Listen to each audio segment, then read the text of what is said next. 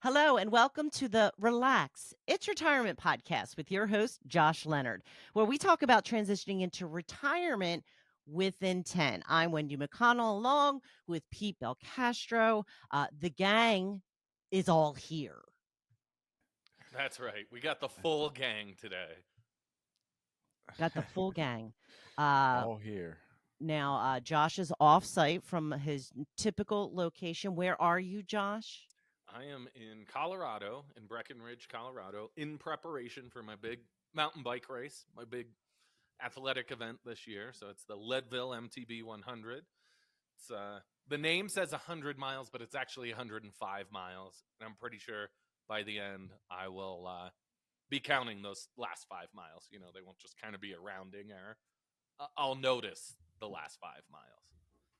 Why are they lying about the mileage? It's common in these events, you know, there's a little bit more. It's at least Hey, 100 miles, right? So I would want the credit for those last 5 miles. I mean, a I'm putting marathon it is on the record, Wendy.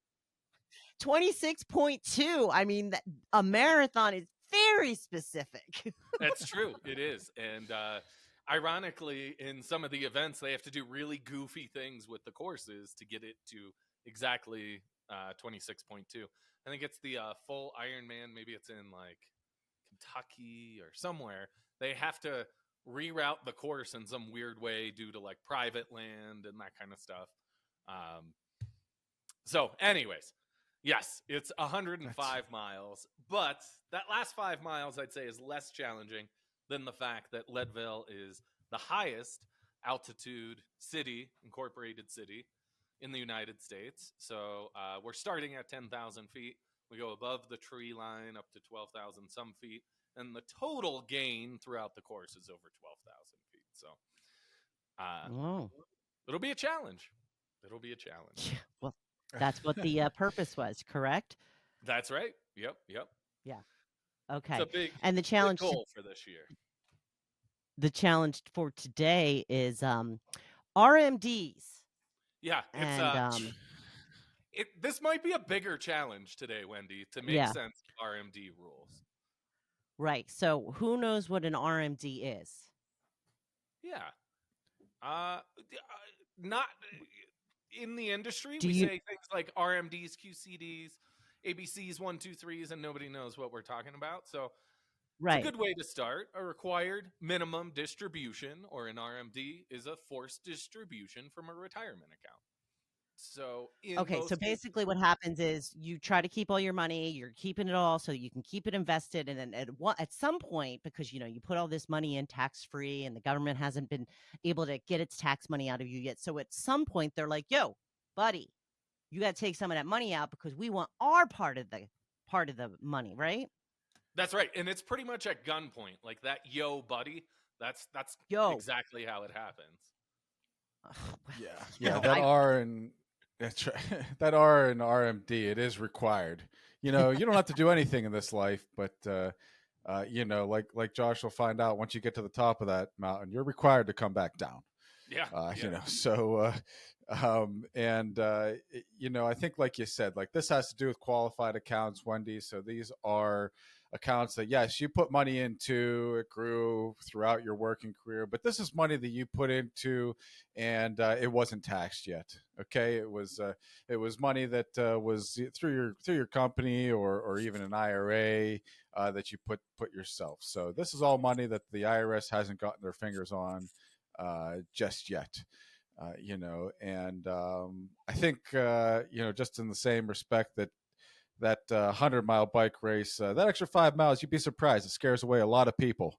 I think a lot of people would be afraid of their company plans if they knew that these RMDs were coming in the same respect there. So uh, you know is it's there a general age that you need to be worried about these RMDs? Is it something that's, like set in stone? Yeah, so initially, and for most of my career, and most of Pete's, and most of all financial advisor careers, it was 70 and a half, which makes sense, right? Because we all celebrate half birthdays. We all track exactly to our half birthdays. And it was you needed to start distributing in that year that you turned 70 and a half, or the year you turn, or the following year, you had to take 2 distributions. So it was 70 and a half for a long time. Then along came Secure Act 1.0 in 2019, which moved it out for those not already taking out till age 72. Then during COVID, we had the CARES Act in 2020, and that just said, hey, you know what? In 2020, you don't need to take your RMD. There's enough crazy stuff going on. Don't worry about this RMD. Yeah. And then in 2022, Secure Act 2.0 came along and moved the RMD age to age 73, starting in 2023, and 75 starting in 2033. So what used to be just sort of a weird age to start something has now become a lot more complicated for folks. Because that's what the government does.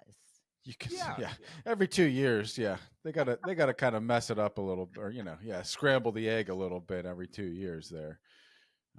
And it's gotten a little more convoluted every time too. So the government wants their money. All right, fine. People are living longer. We got to try and maybe change this age to 72, and then they didn't realize the problems they were creating, really. Or they didn't care. But that's another story for another time. That's right. That's right. I mean, I think the one piece that does make sense, very logically, is people are working longer than ever before. So you shouldn't be forced to take out money, pay additional taxes if you're still working. The idea behind an RMD is, well, you should pay taxes on this money at some point. So, I kind of get that, but can't we just make it a lot simpler and cleaner for folks? Or, maybe when we wrote the original law, factor in some sort of adjustment over time. But again, not my job. Our job is to help people navigate that. So I think the biggest question that people should be asking is, okay, great. You just said a whole bunch of ages, a bunch of different laws. When do I need to start taking this? So to make it a little bit simpler, if you were born in 1950 or earlier, you should have started at 72, or, if you, before the law was changed, were already 70 and a half. Bottom line is, if you were born in 1950 or earlier, you should already be taking it. If not, there's a different problem that we need to address, and that's missed RMDs. If you were born in 1951 to 1959, you start at age 73, which is most folks now. If you're in that phase of starting to take RMDs, you'd be in that category where you're starting at age 73.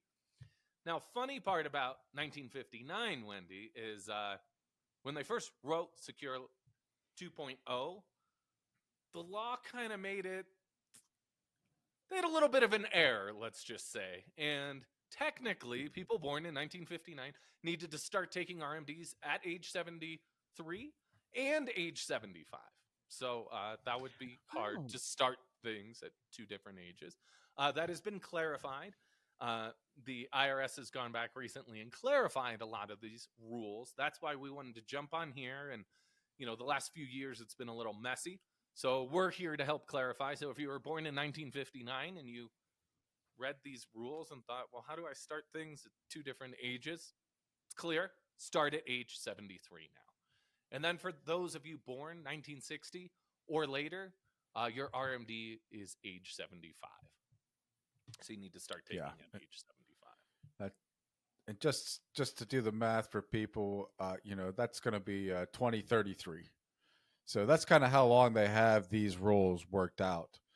Like we saw, every 2 years, they seem to kind of change things. So the idea that they might change things in the next 9 years, I don't know, pretty good, I think. Yeah.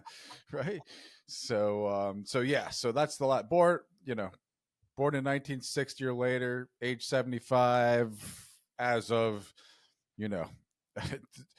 July, 2024 here. Right. So yeah. Who knows? Yeah. Well, and that's, how you guys keep in business, because they keep making it so confusing that we the people, are just like, well, I don't know what I'm supposed to do. Well, it's funny that, that's the more black and white part of this. I think really, believe it or not, the confusion comes into the next step here, which is the inherited side. So one of the benefits of these retirement accounts, of these IRAs, is that we can put beneficiaries on there. We can have somebody that's already listed, so that you don't need a will or an attorney or anything else to say where funds go to. You can actually schedule those beneficiaries. So that's where we saw a big change back in 2019, because before that you had a life, you had a table that was based on somebody's life. They passed away, it went to their beneficiaries, and that was based out over their life. And now it's changed. Instead of a lifetime, you got 10 years. Yep. And we used to call those stretch IRAs, is what we'd call them, because you're stretching out those distributions over the life of the recipient. Just like with your regular RMD, you need to take out a specified amount, and the IRS puts out the lifetime tables. There's a couple different ones. If it's just you taking your IRA, that's the uniform lifetime table, unless your spouse, who is the primary beneficiary, is more than 10 years younger than you, then you use a different table. But we're going to assume everyone here is somewhat close in age to their spouse. In that uniform table, if you're starting at age 73, so maybe this is your first year taking an RMD, we take the year end from the prior year. So in this case, 2023, the balance of your IRA account, and divide it by 26.5. That is 3.77% of that account. Now, each and every year that goes up. So next year at age 74, goes up to 3.92. At age 85, it goes up to 6.25%. And when you're 114, Wendy, you need to take out 33.33% of the account, or a third. So What? So if we look at it, the IRS isn't saying take all the money out of your account, but rather, hey, based on life expectancy, you need to take a little bit more out each and every year. Okay. That, Yeah. I mean, it kind of makes sense. I understand. Yeah. Now, as Pete brought up, once you die, well, then what happens, right? Or if you're on the opposite end, maybe you just had a parent pass away and you've inherited an account. How do I handle this now? Do I need to still take it out based on my age, based on their age, based on something else that I'm unaware of? And this is where a lot of the confusion came into play with all these recent law changes. What happened in 2019 with the first Secure Act is we had different beneficiary types become a lot more clear and present in this. So the first one is a designated eligible beneficiary. You got it, Wendy? Makes sense, right? Designated eligible beneficiary. Well, what the heck does that? Right. So what makes me eligible? Yeah. Designated eligible beneficiary is one, you're named, so you're a designated person, and that could be someone like a surviving spouse, a disabled person, chronically ill, or persons less than 10 years younger than the decedent, or any minor children of the decedent. And then there's some types of trusts for the people listed above. So if people have health issues, sometimes you use a trust in that planning too. So if that trust is a vehicle used for that, you're considered a designated eligible beneficiary. A designated non-eligible beneficiary is pretty much everyone else. So most non-spouse beneficiaries. So if you inherited from your parents an IRA account, you'd be considered a designated non-eligible. Does that make sense? Okay. Yeah, but Kind I of. can still collect on it, though. Oh, yeah. You Right? still get the money. Okay. These are different classifications that tell you what you need to do with the money in order to not get fined by the IRS.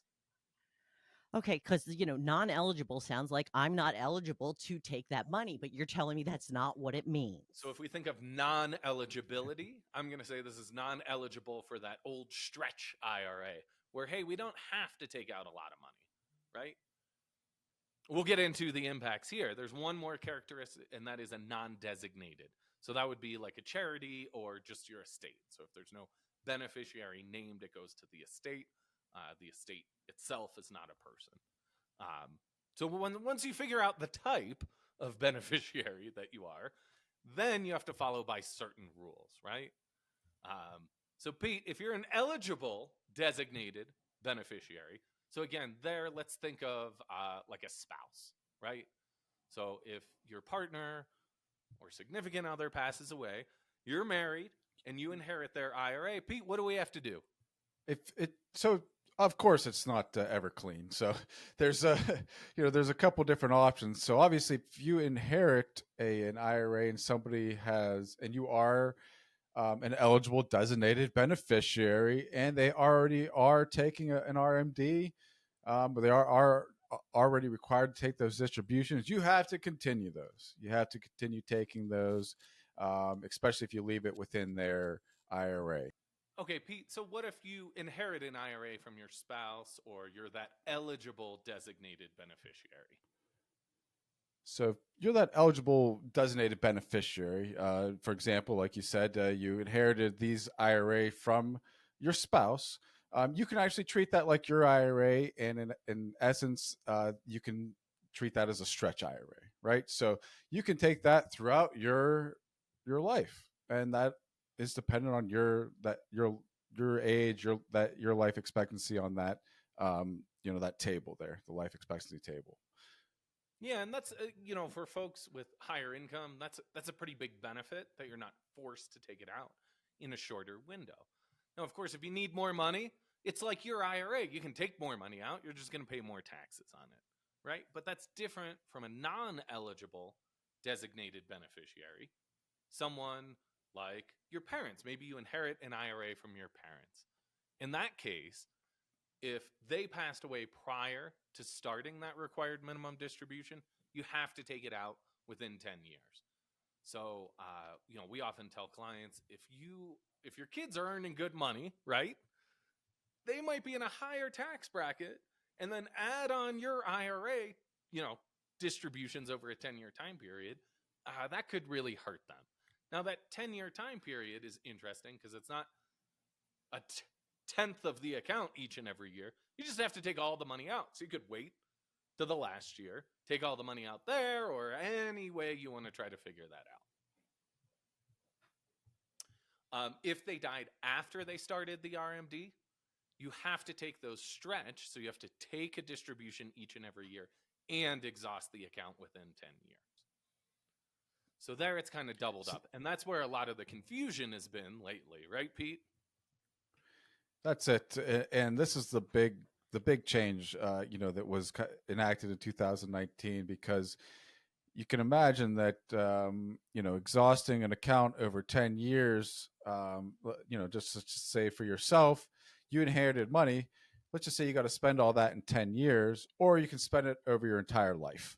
So obviously, 10 years, that's going to create a bigger tax burden, whether you take it on the 10th year and you're bumped into the next stratosphere, or, you try and take it level amounts and you're paying a larger tax every year. That was a big change that people have to consider, which is why we're seeing the tax planning is a huge part of what we have to do. Because if you're sitting there and you're inheriting an IRA, it's too late. It's too late to figure it out. But we can do a lot of things. We have other, obviously podcasts that we have that address those. But that was a big change. So, hey, you could take the RMD. It's a little bit here and there. But if you just inherited $1 million, IRA, all of a sudden you could be looking at, you're in the 40% tax bracket. And you didn't realize that you were giving away half your parents' money, back to the IRS there. Yep. Yeah. So it's a good balance there to look forward and understand these rules too, especially if you've been fortunate enough to save a fair amount in your qualified retirement accounts. Now, if you didn't name that beneficiary, so it's a non-designated beneficiary, it goes to the estate, charity, or something like that, prior to your RMD age, then it has to be distributed over a 5-year time period. If you're already taking those RMDs, it has to be fully exhausted in a 5-year time period, but we also have to take distributions each and every year throughout that time. So similar to the non-designated beneficiary rules, but it's 5 instead of 10 years. So beneficiaries are it's very pretty important. crazy. Yeah, and usually charities, they're not going to wait 5 years, right? You can imagine a charity, they're not concerned about income. They're going to take the money. We've always, and usually best practice is you should have a beneficiary listed on these accounts. It's available to you. It's what are the benefits? And if you don't, like we saw, the funds might go to the same person. Let's just say if you don't have a beneficiary on there, those funds might go to the same exact person based on rules of intestate, depends on where you live. But that 10 years gets cut in half to 5 years. So you can really put whoever your beneficiary is, behind. We understand that inherited money sometimes is considered found money, but that's a big difference, right?